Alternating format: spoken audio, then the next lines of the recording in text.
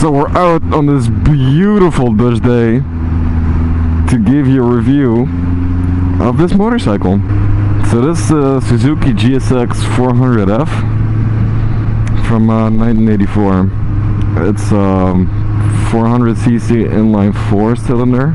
Yeah, let me just go ahead and give you my synopsis on it, because I decided to do this review whether it's qualified for a review or not, because there's not really much info about this bike on YouTube, or you know, on the internet for that matter. It's just not really that popular of a bike.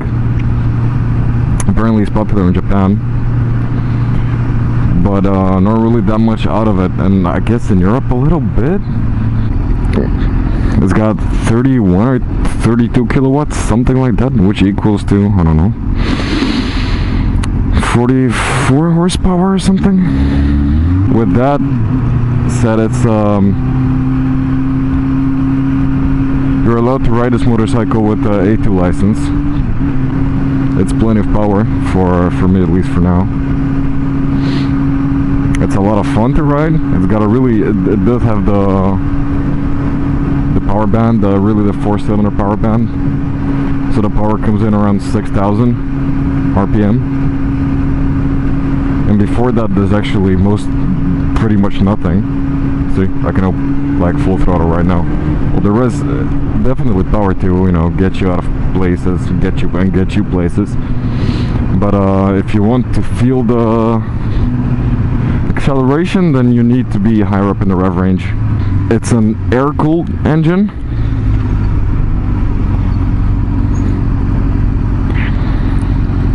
That's why it's because of the fact that it's air-cooled. It's got another 35 kilowatts. If it will be liquid cooled, then the power will be above 35 kilowatt. You can look at any other 400cc inline 4. The reason with 400cc is actually because in Japan, I'm pretty sure that in Japan they have 3 categories of licenses, and they don't go by power, they go by cc. They go like scooter, I guess 50cc, I'm not sure, but scooter, that's how it goes. And after that it's a motorcycle up until 400cc, and then it's unlimited power. So that's why you have 400cc 4-cylinders. Brakes on this bike, they work. They're nothing spectacular.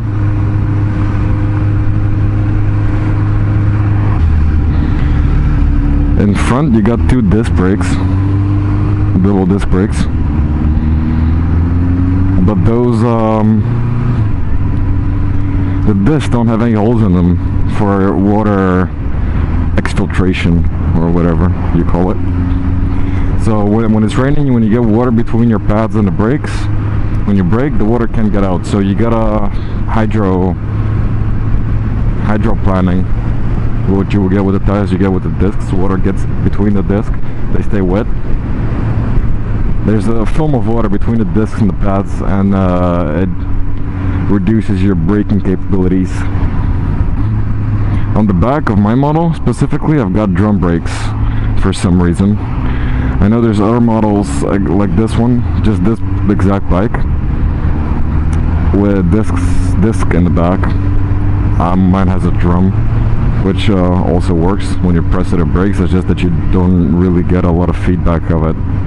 You're just braking, and then you slow down, but you can't really feel how much you're slowing down with your foot. It's a really nice bike. That, like, so far I've ridden 7,500 kilometers, right about 7,500 kilometers on it, and I haven't really had any engine problems at all. Oh, I just cleaned it though. Fuck me, no. God, shit. Mud. Awesome. I just cleaned it yesterday. Just friggin' sparkling clean. Normally I'm not the guy to go like, oh no, a bit of fucking dirt on my bike. No, I don't care. But I just cleaned it yesterday, so it's kind of annoying. A little bit of annoyance. Let's see what else. It's got a gear indicator. Yeah. other things about the bike. The tires are really thin, especially when you compare them to modern motorcycles. I guess back in the day, motorcycle tires were way thinner than they are now, so this is more like a dirt bike profile tire than a street bike. So it does, at higher speeds, cornering feels a little bit less stable. But that may be also because of the tires / suspension, I'm not sure. I'm used to it by now, like when it's not wet at least, because I'm a bitch when it's wet. And don't dare to lean that much. So I take it easy in the corners when it's wet.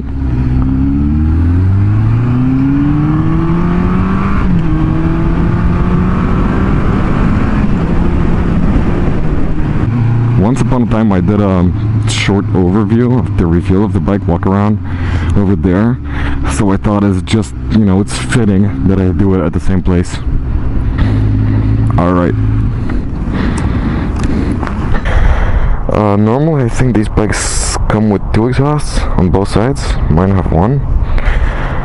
And there's an exhaust called Marshall that you can apparently somehow, I don't know where, you could get a Marshall exhaust for this, and apparently it sounds way nicer.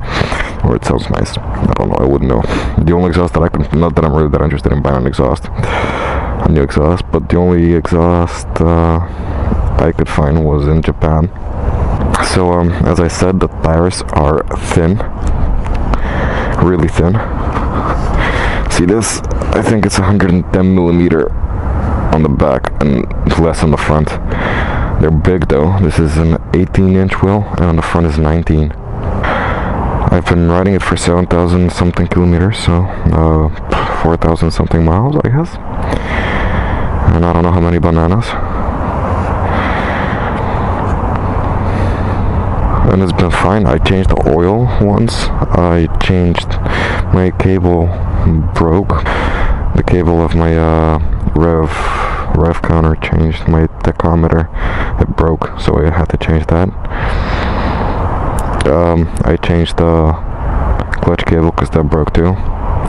And now it's really smooth and oily on the inside, yeah.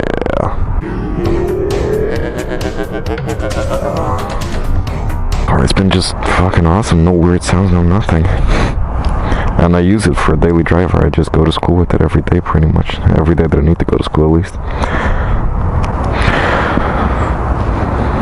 That's the review. Oh, by the way, if changing the tire options, I've been looking at those lately, and yeah, I wouldn't suggest getting this brand of tires, Mitos, just because it's not really well known, and my back end, and when I corner a little bit faster, it feels kind of vague with the Mitos tires.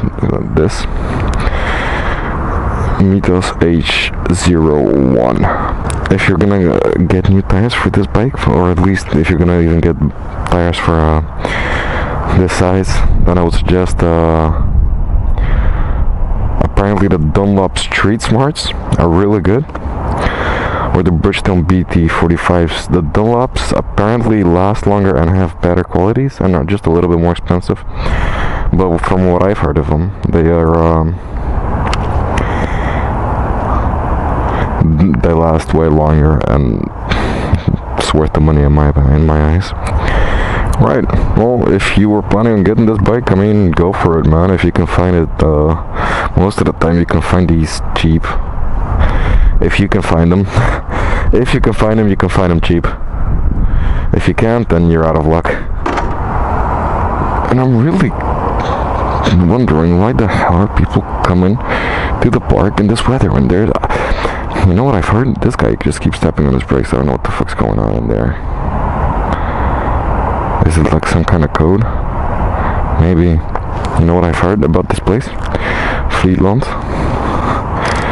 That it's a secret meeting place for gay people to fuck. I'm curious, why would you secretly meet if you're gay? You live in frickin' Holland. It's a progressive country. I don't see the point. Look, he's flashing his lights. The guy was just, there was some motherfucker, there was some guy sitting in that car the whole time when I was there. He was flashing his, he kept tapping his brakes so his brake lights come on. And flashing his lights, and now there's some dude following me for some reason.